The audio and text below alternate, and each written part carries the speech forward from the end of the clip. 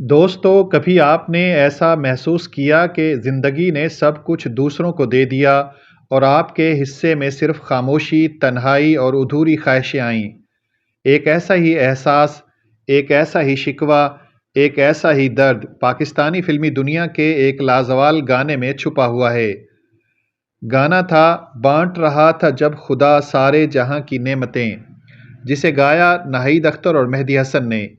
یہ گانا صرف ایک گانا نہیں، یہ ایک سوال ہے جو شاید ہر دل نے کبھی نہ کبھی خدا سے کیا ہو۔ جب قسمتیں بانٹی جا رہی تھیں تو ہمیں کیوں بھلا دیا گیا؟ 1978-79 کے قریب کا وہ دور جب پاکستانی فلمی موسیقی اپنے عروج پر تھی اور فلم نذرانہ کے لیے ایک ایسا گانا تیار کیا جا رہا تھا جو وقت کی دیواروں کو توڑ کر ہمیشہ زندہ رہنے والا تھا۔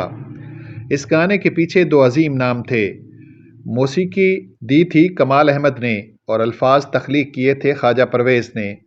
خواجہ پرویز نے اس گانے میں صرف شاعری نہیں کی بلکہ ایک ایسی کہانی لکھ دی جو ہر اس انسان کی آواز بن گئی جو محبت میں ہار گیا۔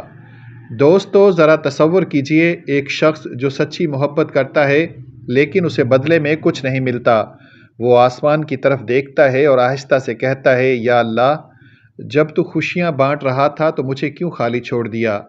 پھر آتی ہے آواز مہدی حسن کی، وہ آواز جو سیدھا دل پر دستک دیتی ہے، ہر لفظ میں درد، ہر سر میں آہ، اور جب ان کے ساتھ ناہید اختر کی آواز شامل ہوتی ہے تو یوں لگتا ہے جیسے دو ٹوٹے ہوئے دل ایک ہی کہانی سنا رہے ہوں۔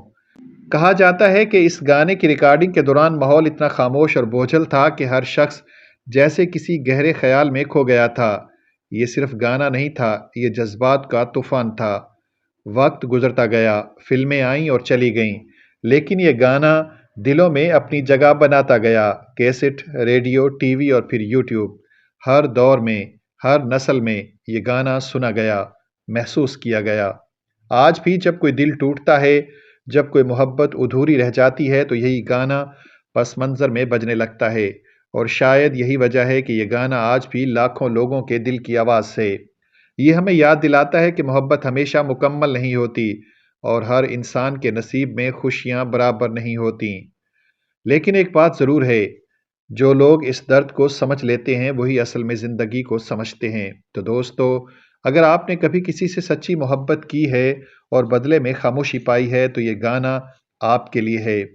آخر میں صرف ایک سوال، اگر واقعی قسمتیں بانٹی جا رہی تھی تو کیا آپ کو آپ کا حصہ ملا، یا آپ بھی ان لوگوں میں شامل ہیں جو آج تک انتظار کر رہے ہیں؟ کیا کبھی آپ نے بھی یہ سوال خدا سے کیا ہے؟ ناظرین، آخر میں چھوٹی سی گزارش، اگر آپ نے ابھی تک ہمارے چینل کو سبسکرائب نہیں کیا تو محبت کے ساتھ سبسکرائب کر دیں۔ شکریہ، اللہ حافظ۔